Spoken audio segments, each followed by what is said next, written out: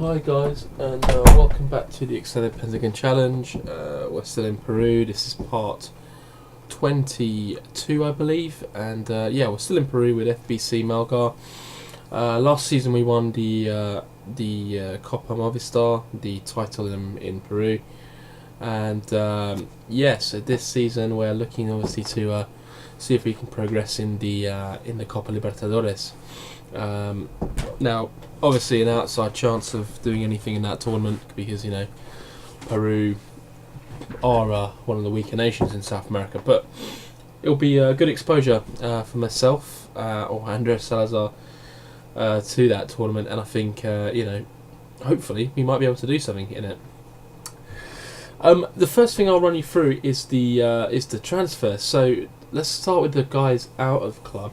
Eduardo Galeano, very important player for us last season, but we got a good offer from Jeju of South Korea, and to be honest, I was quite, in the end, happy to let him go, really, because we had, good bit of cover in that area. Jean Kamahara can come into the side and fill in nicely, so we let him go for 180k, which, for a club of our size is pretty decent money.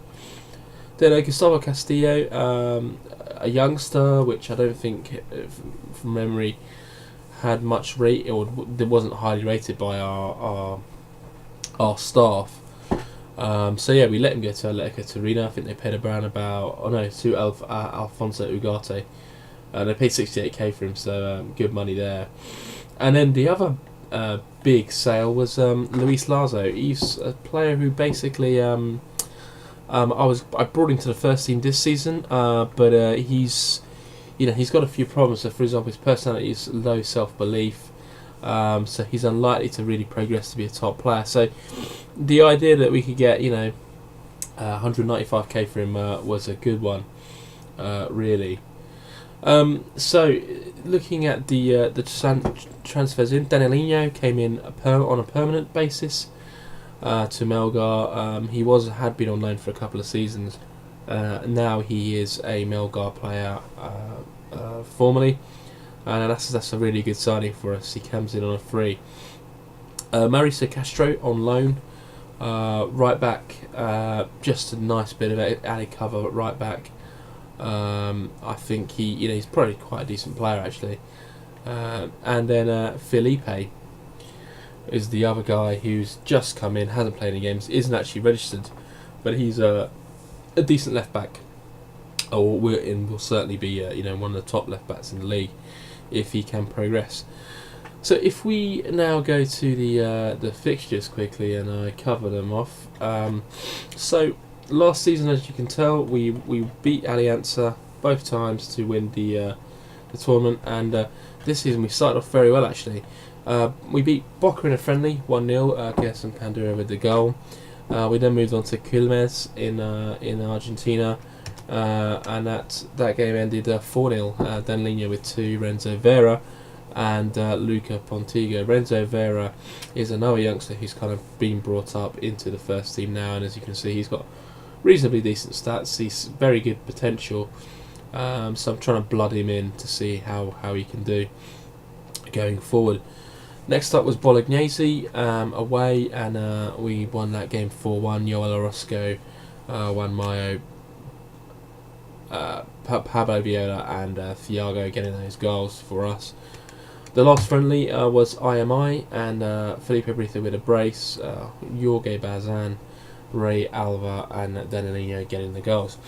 We open up the season with Sport Huancayo away, and it was actually a very good win for us. Jean Kamahara, Gerson Pandura and Luca Pontiga getting the goals as we dominated Sports Huancayo, and Sfara deserved the victory. Good start. It all kind of went a bit wrong against Cienciano. Luis Alvarez scoring the only goal of the game for them. It was a very even game actually, all throughout. Actually Cienciano put on in a very decent performance. Probably, I don't think they necessarily deserved to grab the goal that they got. Probably a draw would have been a fair result, but these things happen. So our first loss of the season, the second game, which was disappointing. We did recover away to Universitario. Luca Pontigo with a hat-trick, Carlo Ukiaga getting Universitari's goal, a former player. If you remember, we sold him to Universitario a few seasons ago. I actually believe he's now left as well. He's gone to Lyon de Huánuco, because we got some money for him as part of a percentage of future fee clause. Anyway, we dominated that game and won 3-1 to return to winning ways. Sport Boys up next, 4-1 win. Luca Pontigo, Brian Uriol, Renzo Vera, and Gerson Panduro with the goals. Zagara getting the goal for Sport Boys late on. Thoroughly good win and continuing the march really. 5-1 against Juan Ulrich, a huge result really. Felipe Brito was an absolute fire. 4 goals in the game. Luca Pontigo with the other for us. Cervera getting the goal for Juan Ulrich, but very much a thoroughly deserved win as we won the game 5-1 and a huge result for us. The Copa Libertadores draw was made, and this was the group, in fact, that we got. I don't want to give you a spoiler, but we got Godoy Cruz, Cobreloa, and Bolivar. So Godoy Cruz of Argentina, Cobreloa, I believe either champions or maybe second place team in Chile, and Bolivar of Bolivia in the Group H. And first up was Godoy Cruz, and a very impressive result actually, as we won 4-1. Godoy Cruz were expected to win this game, and we showed them a thing or two. Gerson Panduro with 2, Tiago and an Urbano own goal. Fanton did get 1 for Godoy Cruz, but we started off our the Copa Libertadores adventure very, very solidly with a great win, as we upset them really. Then a home game against Lyon de Huánuco, we were obviously expected to win and ended up getting a goal to win the game 1-0. Probably a little bit disappointing that we couldn't have, obviously made the result a little bit more emphatic, but at the end of the day, I'll take a 1-0 every day of the week. It's the style of football we now play. We get a goal up and we obviously try and hold, and 1-0 was enough on the day. Next up, Unión Comercio, also at home, and a 2-0 win late on. Pablo Viola and Gerson Panduro getting the goals. As we probably deserved the win, although we left it late against Unión to continue the good form that we are having. Jose Galvez away. Jose Galvez, if you remember, have had pretty good seasons in recent memory. But we were too much for them on the day. Gerson Panduro, Jean-Pierre Sanchez and Luca Pondigo getting the goals as we won the game by 3-0. Then up was the Copa Libertadores again, and we went away to Cobreloa in Chile and actually ended up losing that game by 2-1. They actually took the lead through Ignacio Veliz, and then Braulio Martinez got himself sent off, which gave us a chance, and Pablo Viola eventually getting our goal to equalise things up, but Veliz getting a goal against a run of play as Cobreloa won the game even with 10 men by 2-1. So a bit of a setback for us, but difficult place to go, so not totally unexpected really. Cristal at home, 0-0 draw, a little bit disappointing. Pontigo did get himself sent off. We probably deserved to win the game, but Pontigo again, he's probably got about 3 or 4 red cards since he's played for us, so that's a little bit disappointing because he's, it's very difficult to win a game once you've got a man sent off. But 0-0, pretty poor result, I guess, but better, but at least we didn't lose the game, I guess, is what we can go back to. Back to the Copa Libertadores, Group H, and we went away to Bolivia, and we got a fantastic result against Bolivar. Gerson Panduro with a hat-trick, Luca Pontigo getting a goal, Rodrigo Pardo very late on for Bolivar, pulling one back, but a 4-1 win, and a very, very nice win at altitude against the Bolivian side. So we continued, we recovered in the Copa Libertadores, and this time managing to beat Bolivar. So the mission was simple really. We needed to beat Bolivar again and then beat someone else in the group, and that would seal things up for us really to go through. Universidad de San Martin next, and we won that game by 3-1 at home. Gerson Panduro, Felipe Brito and Joel Orozco getting the goals. as we dominated San Martin. Giancarlo Martinez getting a goal back for Universidad San Martin, but in the end, a pretty comfortable win for us. Next up was the return leg back at home in Peru in Arequipa against Bolivar, and it ended up being pretty much a whitewash, 5-0. Already 4-0 up at half time. Thiago with 2, Luca Pontiga with 2, and Erlen Bastos with an own goal. As we just really never really needed to get out of second gear against Bolivar, as they don't travel well, and that's true of most Bolivian sides. But good win, and we march on really in the Copa Libertadores. It meant that our job in the Copa Libertadores was pretty simple. We need to win one more game, and we were pretty much assured of going through. But the league would come before that, and we played Atletico Torino away and picked up a 2-0 win, much expected obviously. Atletico Torino, one of the weaker sides in the league.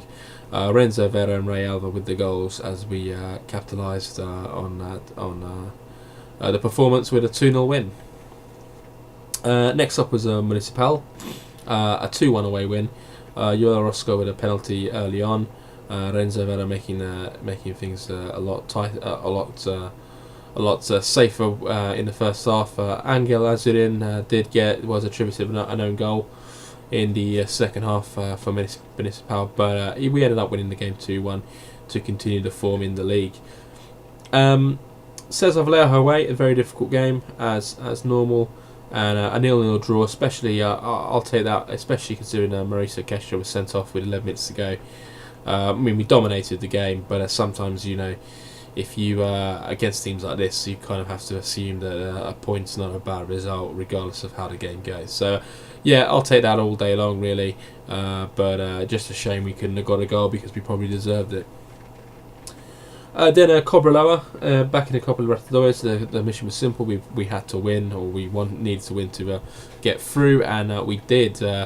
Felipe Brito getting us off to a great start, and that was doubled when Thiago scored after 8 minutes.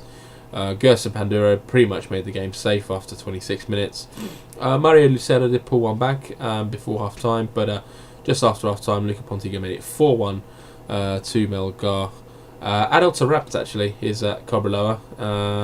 It's a bit strange, but he's at Cobreloa at the moment, 32 years old. He got a goal in the game, making it 4-2. Melgar win, and we were pretty much through after that. Next up was Alfonso Ugarte in the league, and a 1-1 draw. Tough team to play, really. Alfonso Ugarte, Ray Alvarado, Juan Barros with theirs late on. Disappointing, really. I felt we did enough to win, but in the end, not enough on the day. Final game of the Copa Libertadores group stages. The important thing around this was if obviously we could better Cobreloa's result, we'd actually win the group. Unfortunately, they drew and we lost, so we actually qualify in second place. And Luca Pontiga getting our only goal, but we were actually 3-0 down pretty. But as Godoy Cruz actually returns a little bit of form all day, they will be getting out of the competition. Cristian Ramos with a penalty, Marcos Espinosa and Thomas Guerra getting their goals. Probably a little bit undeserved. I think we had the better of the play in most cases, but an efficient performance from Godoy Cruz as they at least take a victory against us as they exit the competition. And then the final game before our LifeCom was the Cienciano game, and a very lively affair, a 3-3 draw. Obviously, the first game at home we actually lost, so a bit of an improvement, I guess. We actually took the lead through Pablo Viola, but they responded pretty quickly through Alexi Gomez. We then responded after that pretty quickly through Ray Alva, but they came back again through Walter Quintana.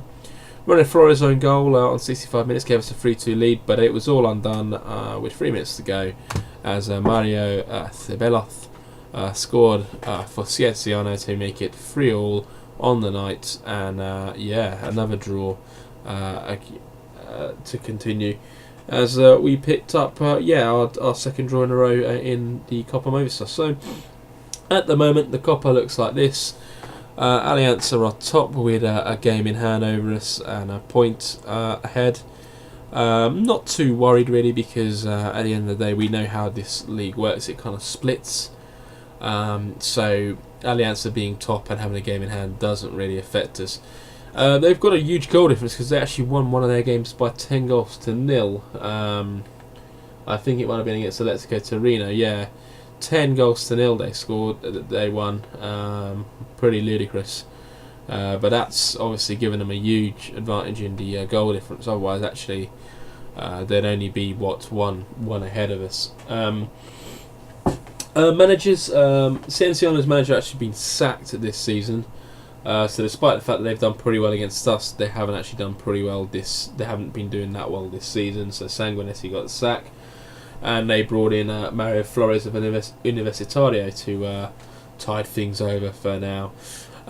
Nigeria, we had one game, and things just keep getting disappointing really, because we actually lost the game by 3 goals to 2. We were 2-0 up. I'll quickly show you these highlights, why not?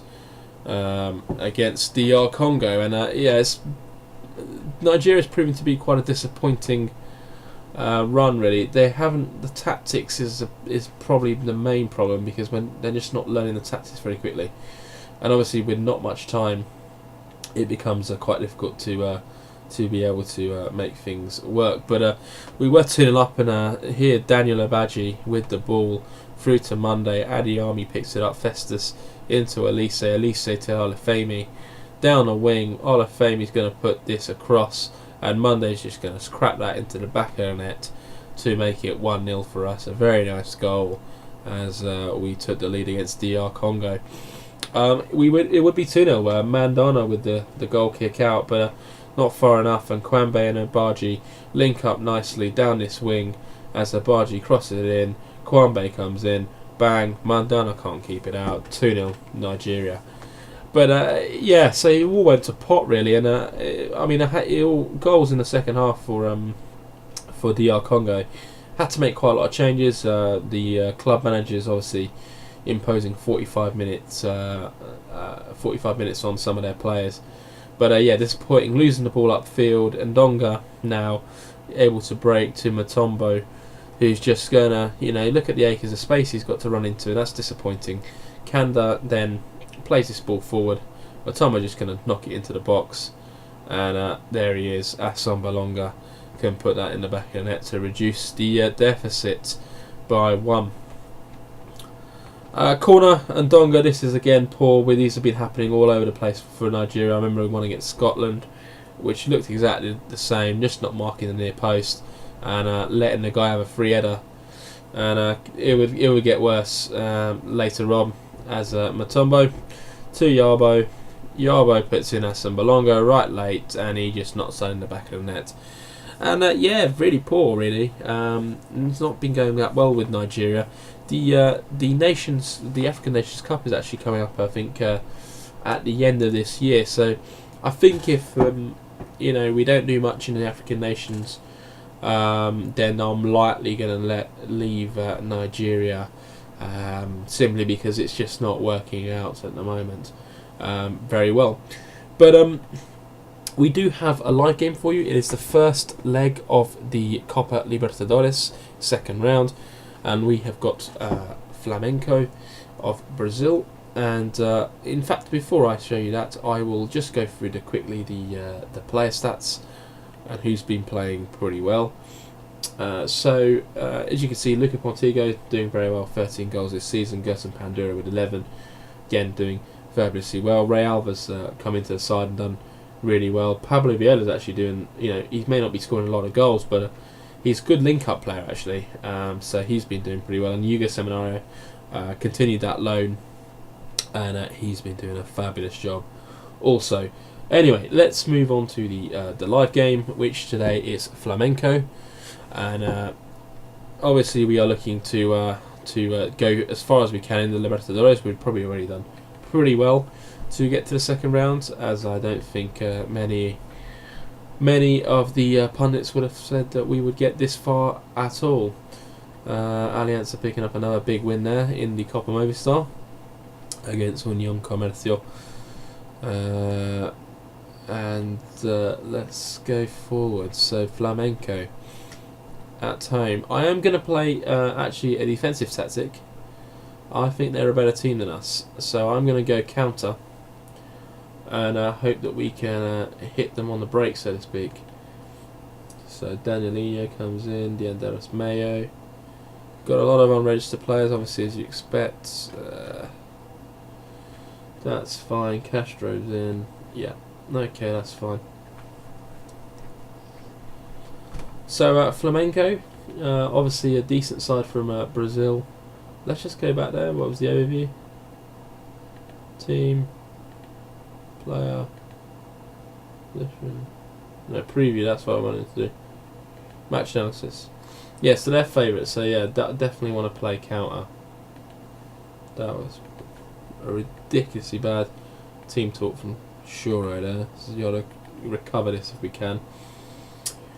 And yeah, let's play counter. So all ready to go, and we're in red and black. They are in white, and this is the first leg. So Castro to Kamahara. Begazzo on the ball here. Begazzo, that's a poor pass, and Daniel picks it up and could break here. And Daniel to Yaya. Yaya down the wing. Oh, Alan Kardec's there, and that's going to be 1-0 to Flamenco. And that's a very, very poor start from Melgar, as Flamenco just opened them up really at will. And it's put me in a difficult position here, because we've still got a counter. Oh, that was a dangerous ball as well. As you're in.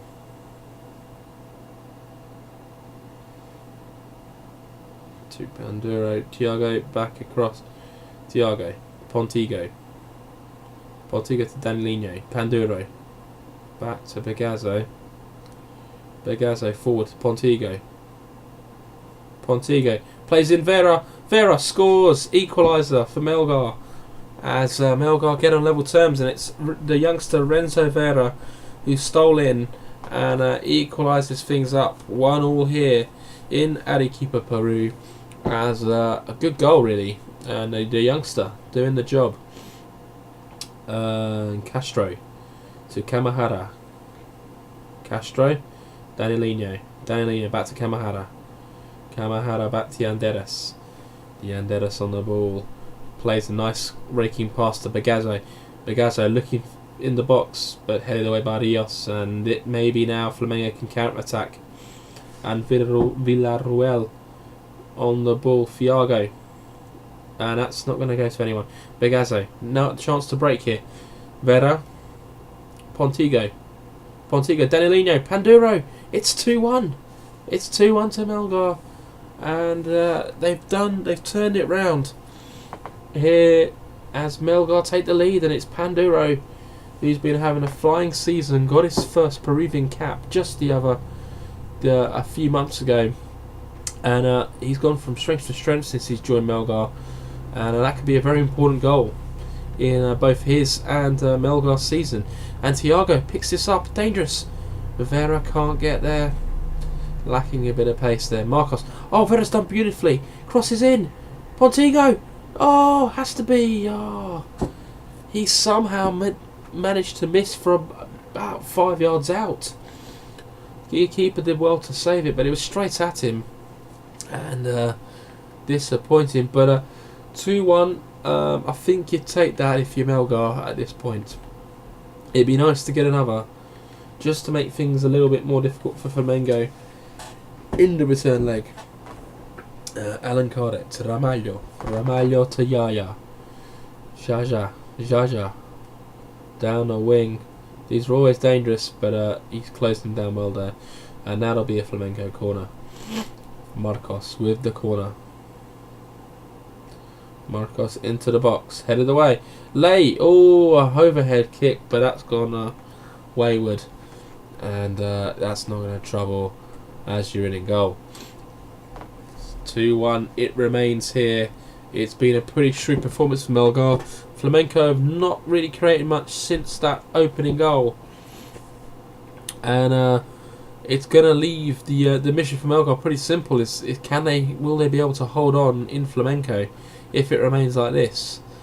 And time for some changes. Felipe Brito for Pontigo, no, for Panduro. Thiago should come off, but there's no one to replace him.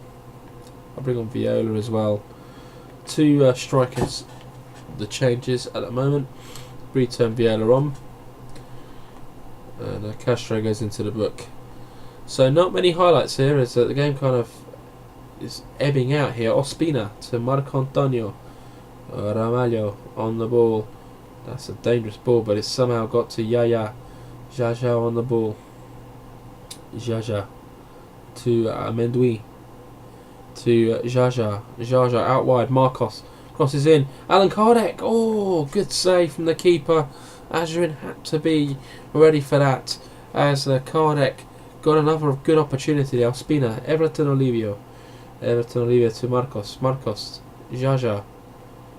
Jaja to Mendy. That's going to be cut out by Dianderes. Castro on the ball. Kamahara. Lovely touch. Danilino. Brito can break. Can he cross? Oh, he's in. Oh, good save from Ospina. Probably should have gone across the keeper.